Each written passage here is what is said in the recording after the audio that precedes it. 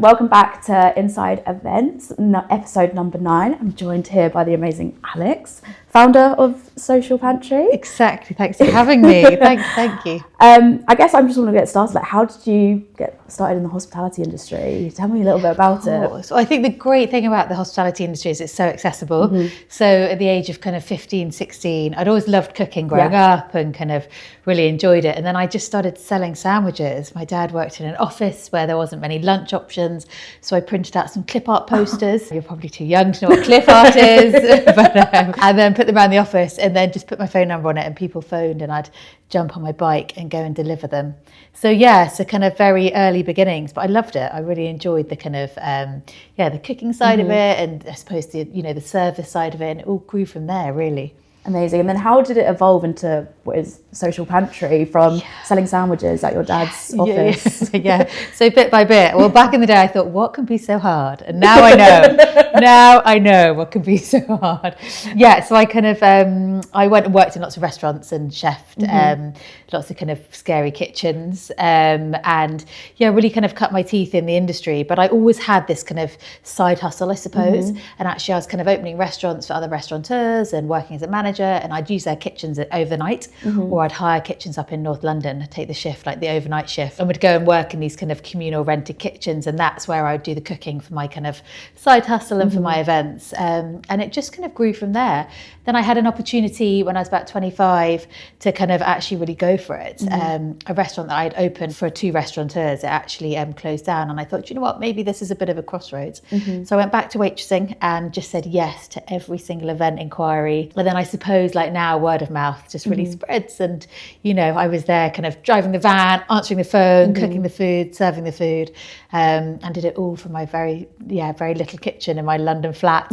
So it all grew from there. Yeah, and now it's such an established, amazing business. Like, do you walk me through some of the milestones that you hit? Like, what are those sort of like memorable moments where you could really feel the business growing, I guess? You were like, oh my goodness, this is actually gaining so much momentum. Like, are there any memorable ones that kind of come to mind? Yeah, I think back at the beginning when I was doing everything, I think I then won a contract with Brentford Football Club. So amazing. Actually, it was their kind of training ground on Jersey Road. And I did the first week of catering, then I did the second week, and it was just me cooking. And then they said, can you do a season? And I was like, well, how long's a season? And I realised it was beautifully long, a football season. So at that point, I took on board my first employee, who was in the kitchen there, a guy called Alex. He was great. And so I suppose having a contract like that allowed me to rent a space in the kitchen. And then it kind of grew from there. But there were some other milestones that I suppose were really important. We've always had contracts that have underpinned the business, and we've always had the events on top. But I suppose buying my first cafe was really excited. Yeah, the guy selling in the cafe at the top of my road called Rashid, and for about 6 months he kept being like, take the cafe. And I was like, no, I don't want your cafe. And then suddenly I was kind of coming back from the pub, having had a few wines, and he was there, and I was like, yeah, all right then, I'll think about it. So suddenly I was like, found myself kind of with this cafe, which is great. We cooked all the events from the kitchen there for a little while. But my siblings painted it, my dad built the counter, and we just cracked the doors. But I think that was kind of back in 2011, 2010. So there was a few bits along the way. And then obviously the business really kind of gained momentum.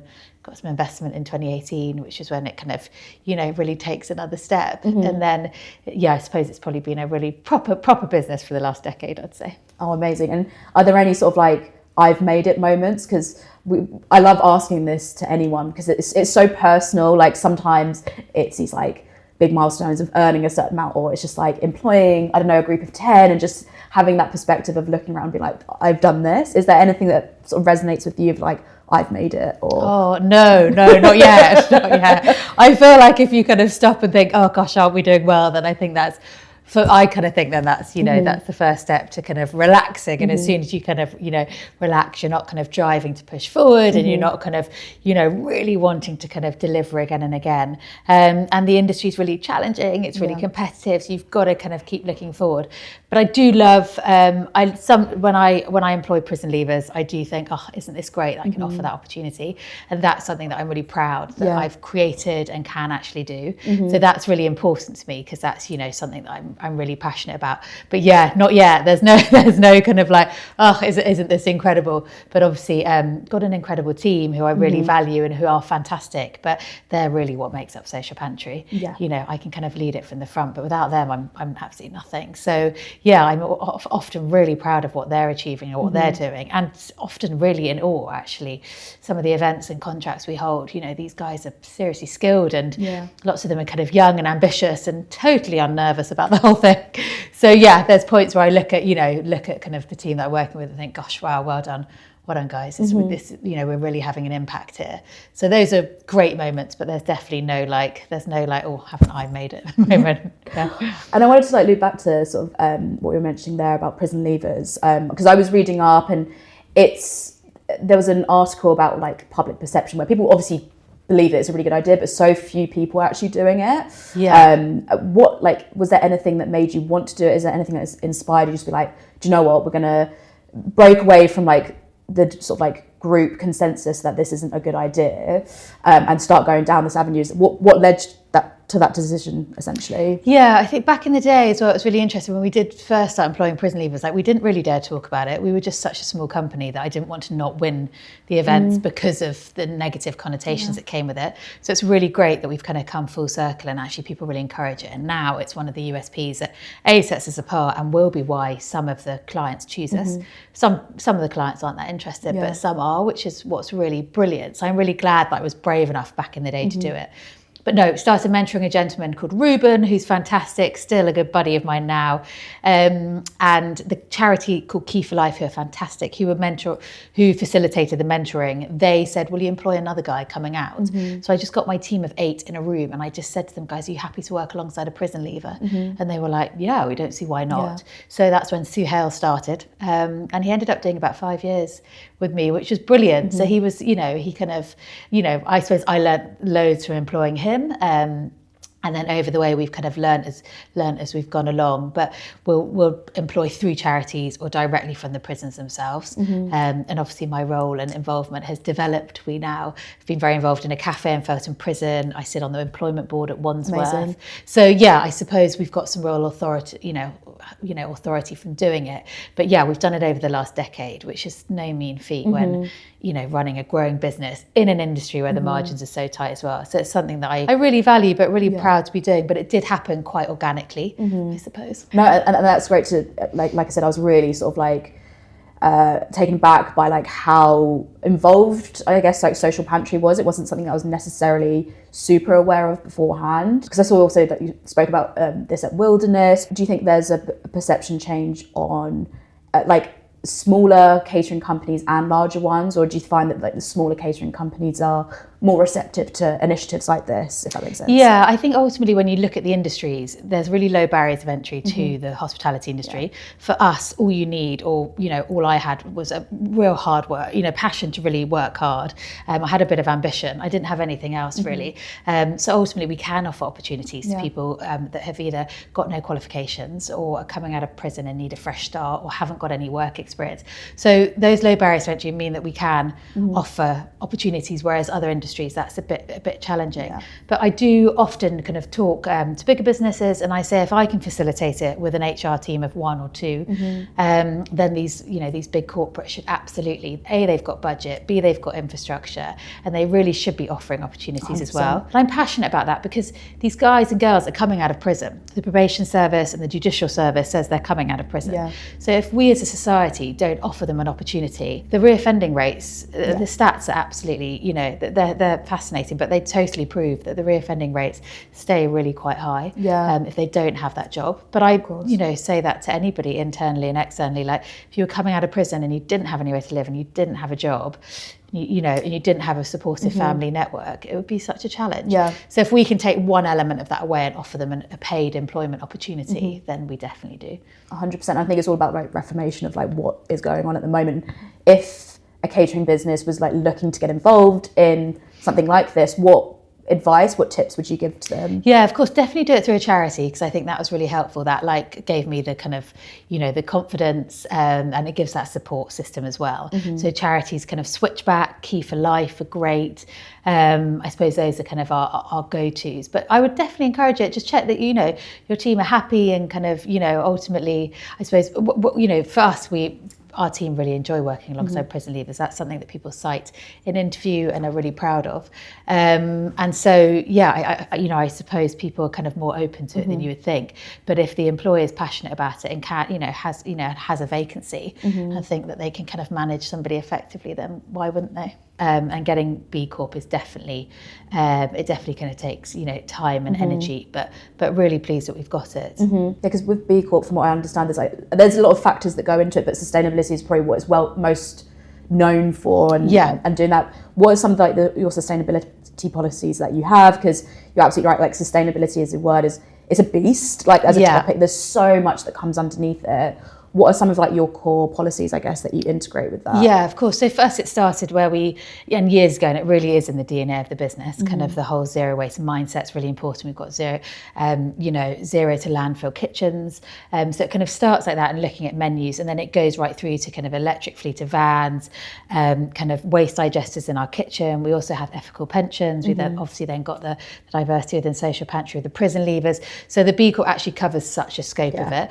But for us, it's encouraging, customers to kind of make, mindful choices. It's also about kind of really understanding our supply chain, what are our suppliers doing. So kind of looking back, us making really sensible choices as a business. Banning plastic polluters like kind of Coca-Cola and Nestle was something we did a couple of years ago. And that's kind of, we've had to be really passionate about that project.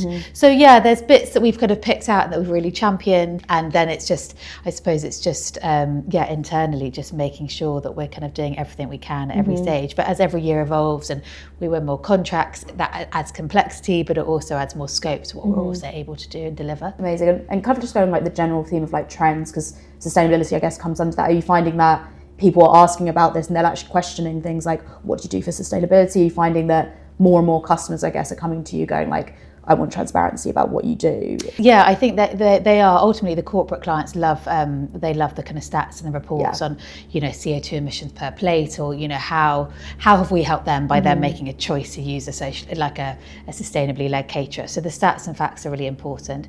When it comes to the private clients, I think they want to just kind of make it's mindful choices, and they want to know that we're kind of using the best butcher and the best supply chains, and that ultimately so I suppose we call it a green memo, but it's people kind of being aware and understanding, by choosing us, kind of what results we're able to deliver to them. And just in, I guess more now going on to the general theme of trends, do you find that really sort of inspires your menu, your design? How, I guess, focused are you on future food trends or sort of cultural trends? Yeah, of course. Yeah, we're really hot on food trends. So we've got a brilliant food trends report that we release every year, actually. So yeah, definitely have a look at that, because there are some really cool trends that we'll see this year. But whether it's kind of, customers making mindful choices, kind of zero to low alcohol kind of, events or weddings, or whether you're just kind of heroing the savoury butter station instead of a dessert station. It's actually kind of really fun looking ahead and seeing, what do we think actually will come through in 2025. But people are kind of more aware of making choices, I think, in their kind of home life as well as with their celebrations, or whether also in their corporate life as well. Definitely the corporates are wanting sustainably led caterers, which is really, really exciting. Yeah, definitely. And what sort of 2025 trends have you seen that you can share with us? So there's so much coming up. I think again, it's looking at the suppliers. So it's ethical led choices. So we've got a brilliant butcher called the Ethical Butcher. He's actually B Corp. So whether it's kind of using suppliers like that, kind of actually really coming to the forefront is so fantastic. We did an incredible kind of wedding tasting yesterday, and the chicken that I tasted afterwards was just so good. This morning I was chatting to the chefs and saying, God, that chicken was good, and they were like, it's Ethical Butcher. It's just such high quality of product. And ultimately, with suppliers like that, you can actually trace the herd of the kind of the cattle down to the herd, the cow down to the herd of cattle. So that traceability is so important. But yeah, I think people are making more mindful choices, which is definitely a trend that we'll see coming through. Then on the corporate side, I think it's that integration of kind of tech and events. So I think actually making sure that those kind of hybrid events are really seamless, rather than tech getting in the way. It's actually kind of enhancing events.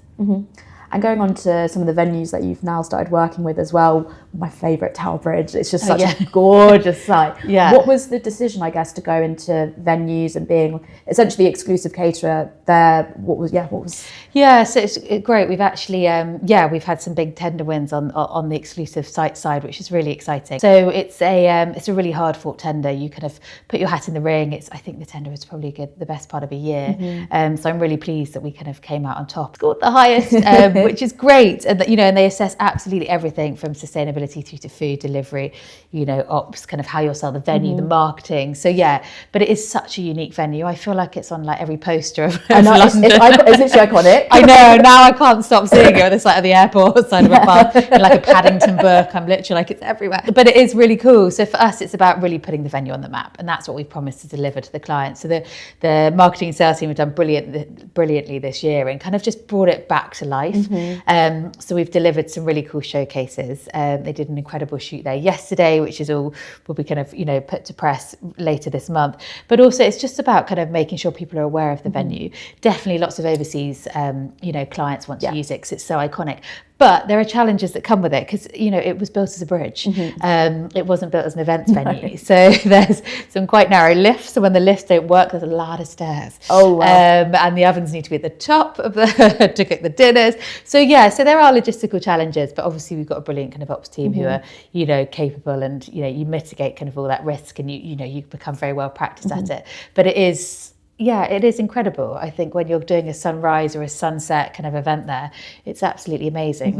Looking out over London, you kind of do think like, wow, this is brilliant. So hopefully we're creating really memorable events there and people having brilliant food served by brilliant staff. And actually for them, I'm pretty sure that most people, if they've dined at Tower Bridge, they can remember it. Like it's so memorable. So I think that was for us what was exciting. It got us excited about the tender. Also that they're kind of really sustainably led as well. They're part of the City Bridge Foundation, who are an incredible charity. So we had real synergy with them and I was really confident that we could deliver for them as a venue. When we won it, it was great. Yeah, and a lot of that, from what I've seen, the venues that you work with, a lot of them like graded, listed, that you have to, it's very hard to change anything. And as you mentioned, when they were built, they weren't built with a modern kitchen in mind. Yeah. And I guess looking to the wider hospitality industry, are there people that you're seeing that in terms of other catering companies, even other street food companies, maybe sort of chefs that are sort of particularly exciting to you, what they're doing in terms of concept or what they stand for? Is there anyone out there you're like, oh, I'd love to work with them? Yeah, I feel like London's a really exciting place to be for food. There's so many inspiring chefs and brilliant companies out there. We often look to New York for food trends. Mexico's doing some really cool things. So actually for us, it's taking that global view. It's kind of I suppose looking global but sourcing local. So we did a food trip to Japan early last year, which was really exciting and kind of really fed in some incredible ways of doing things, whether it's sustainably or kind of just with techniques and kind of chefs that we met out there. So that was really exciting. And there's a few kind of fun trips planned for for the next 12 months just to keep us really inspired. So for us, it's definitely not about kind of looking, being too focused on either the competition or, kind of here now. It's actually kind of taking a step back and being like, actually, what is happening globally? What can we kind of learn from? Who are the best? Where we got a couple of chefs going to Nola in Helsinki in August, because Nola are an incredible zero waste restaurant. So that will be the second team that have gone out and done a stage out there. So we send them over there to work with the two brothers. So they're going for a week in August, which is exciting. And they come back and kind of teach us all. But I think next week, Arsha, one of our brilliant workplace chefs, she's off to Silo in East London. Yes, I was going to say, just right on Hackney Wick, isn't it? Yeah, and she'll be, I think, it'll be our 6th year of putting somebody there, which is really exciting. So, for her and her development, that's really cool. She also went to kind of Bubbler, which is a brilliant vegetarian vegan restaurant. Last year. So we've got a couple of vineyard trips planned. So there's kind of all sorts. So really it's about, us delivering for our team, keeping them inspired, keeping them kind of engaged and learning is really important. But also it's about what are other people doing really, really brilliantly. And for us, it's not necessarily looking at the competitors. It's looking at incredible kind of restaurant chefs or food producers or food suppliers. I went to Le Marché, our veg suppliers, at kind of 4 a.m. last week. And it was great. We went and kind of, we got so excited about some sweet peas. And I was like, oh, this is what I love. Like, this is great. It's spring. Yeah. And actually, you know, these guys, so we've got a couple of the team going to Paris to a really famous market out there. Sarah did it a couple of years ago. So we've got a team going in the next couple of months. So yeah, it's about getting them inspired and kind of just really understanding, you know, how great the produce is that we use, or why we champion people, or why we're channeling in, you know, certain menu styles or techniques. And I suppose that's what's really exciting about my job, is kind of bringing all that together. And I want to loop back into sort of like Mexico as well. Sort of things. Yeah. What is it that intrigues you about that? Because obviously, like New York, everyone knows, is very well known for its food. But Mexico, I'm really interested to hear, like, what is it that's catching your eye over there? Yes, yeah. So I'm yet to go, but we're in the midst of planning, which is really exciting. So somebody like Thomasina Mars, I feel like she's kind of just really led the way with it, really, and kind of, I suppose, really brought it back. And so I was chatting to her. She was on our panel at International Women's Day, and I said, I'm thinking of doing this food trip. She's like, I can't believe you haven't been. And I was like, oh, I knew we needed to do a food trip. I was like, that's the perfect answer. So yeah, we're gonna go over there and see exactly, you know, what's so incredible about it. But I think it's just kind of, again, it's looking at people that are inspiring, and whether they're kind of, you know, whether in Japan it was a little backstreet trader that we were like, wow, that's incredible. You know, we didn't actually eat in any of the Michelin star places out there. We kind of kept it real, like, down and dirty and local. That was, you know, with the suppliers and the markets and the producers, and that's what the food trip was about. It was about really learning. So hopefully we'll be able to do the same over in Mexico, which is cool. Amazing, yeah, because there seems to be general trends of like the connection to the person that's cooking it. Like, I know, like San Sebastian at the moment is like the destination if you're a foodie, because you can go to these like really small little restaurants and you can talk to people and you can see like how the food's being prepared and like how you want that. It seems to me like that's what people are looking for more than these like big chains, I guess. Yeah, definitely. I think, yes, people do want that personal connection, totally. We've got a really exciting event coming up where it's called Chef's Table, and we're doing it in partnership with Levy. But there are 25 chefs, and between them they've got 28 Michelin stars. Wow. Yes, and there's like food pods of tables of 14, and Rich and Sarah heading up one of the pods, and you as a client would go and sit, and you would sit at table one, and you'd have 6 courses from 6 different chefs, all a number of them who've got Michelin stars, which is really exciting.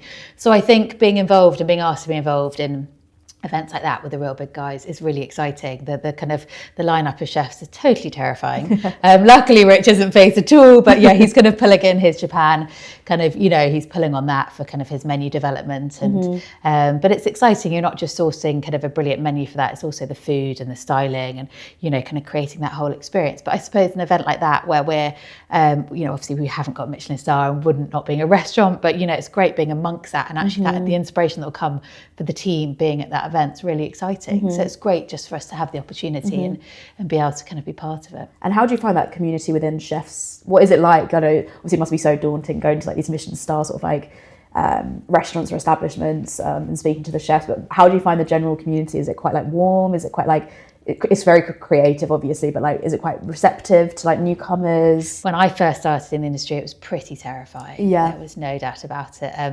And yeah, I would never want that kind of culture ever in my company, and that's why I suppose Social Pantries, you know, we've definitely always had kind of non-chatty kitchens. They're often quite female-led. It's just kind of naturally happened like that, but they're just full of really passionate people that are really intelligent and capable. And as a result, you get a really calm, nurturing kitchen. So that's what we go for. But I definitely think my background of chefing back in the day when I was kind of like 16, 17, 18 in some really scary places, which didn't need to be like that, has made sure that, you know, we kind of wouldn't end up in the position where we had, you know, chefs with egos that were too big to manage, or, you know, or kitchens that made people kind of either intimidate, you know, that we're just not about that. So yeah, so I think, I think the industry is a great place to be, but I think obviously there's probably improvement, I'm sure, you know, taking it as a whole, but I'm definitely proud of like the kitchens that we've got and the kind of, the nurturing that goes on in our kitchens. We've actually got Rael's, I think, just done her 3rd year with us as an apprentice, which is brilliant. So, and we've currently got some workplace students with us from UVL, which is exciting. Amazing. So yeah, there really is that kind of like mentoring environment. Sarah actually just helped Rael get her first GCSE, which is great.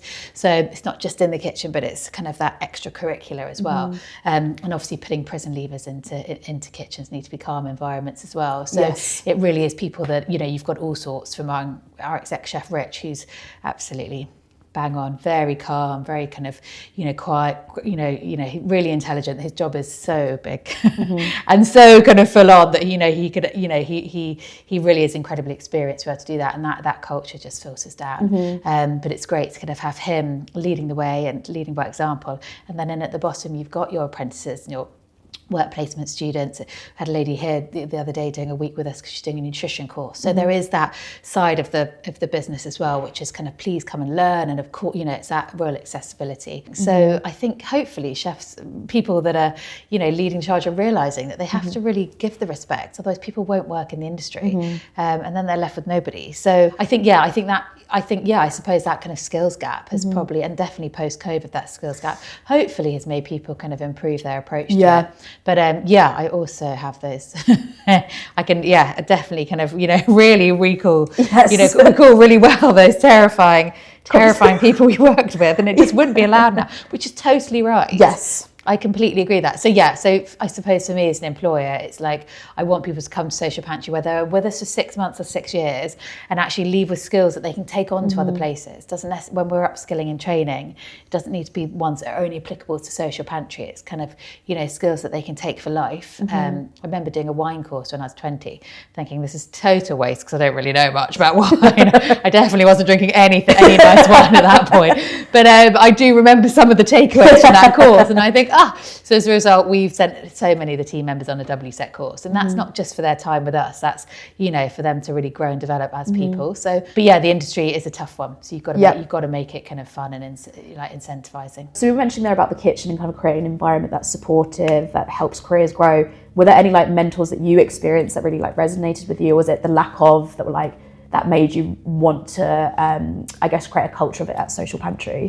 Yes, I think actually, sadly, the lack of. I think it was a bit of nervousness on my part, not wanting to ask people. I was kind of really unsupported and kind of just felt like I just had to do it all or had to know it all or pretend I knew it all. And actually, kind of biggest advice to a young person is my goodness, just ask for help and get a mentor.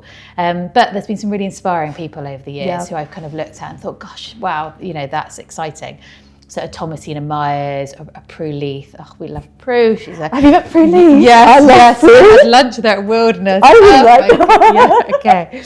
She's so wonderful. And I feel like she was just a real trailblazer, not just in the food industry, but everything she's doing. She's absolutely iconic. We hosted her at Wilderness and she's 85. She's 85? Yes.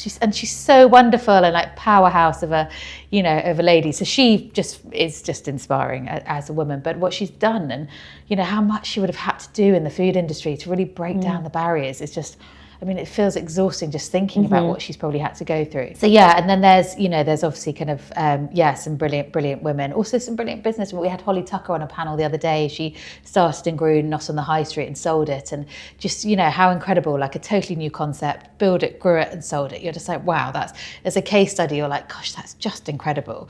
So she, where she's been really innovative and dynamic, I feel like that's just absolutely, just so impressive because I just know how hard it is and, the amount that you can face on a daily, weekly, annual basis, either as a small business, as a growing business, as a female entrepreneur, the challenges are so real and it is so exhausting and it's so relentless. So you've really, really got to love it. But I think my naivety started me off for sure. And then my determination and, I suppose it's people saying no, absolutely, I suppose kind of drove me on. And then once you're kind of started and going, you're just going. So you just got to keep going. But I do remember, back in the day, there was somebody that worked at Rhubarb and we had a coffee and they showed me around their units and I was like, wow, they've got a styling warehouse and they've got this incredible kitchen. And I was totally blown away by that. And I remember thinking, wow, incredible. So I love it now that we're kind of a real competitor and kind of sit shoulder to shoulder with them. But I suppose in an industry where, all you need is a good bit of determination and a lot of hard work. You don't have to have it all figured out. You can just crack on and start. But I think a business plan and some mentors is definitely the way forward.